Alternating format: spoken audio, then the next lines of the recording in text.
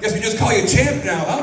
Yeah. Love it. Brandon Locklear, you guys stood right here and traded shots for 3 straight minutes in that first round. Was that the plan?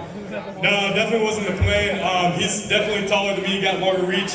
I shouldn't have traded, but I get caught up and just, hitting when I get hit and kind of just going back and forth. It's a lot of fun, but that definitely wasn't the plan, so I need to listen to my coaches more.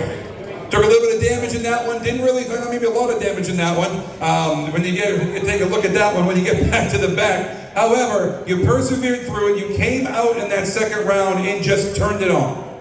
Yeah, no, my dad's probably watching right now, but I can't lose in front of my dad. So I knew I had to step it up. He was a tough opponent. Like I said, longer reach, everything. He was good, pretty decent striking. I didn't do my job, but yeah, no, it was good. Dad, we hope you're proud. You can call him champ now. Ladies and gentlemen, the HFC Heavyweight MMA Champion, Brandon Locklear.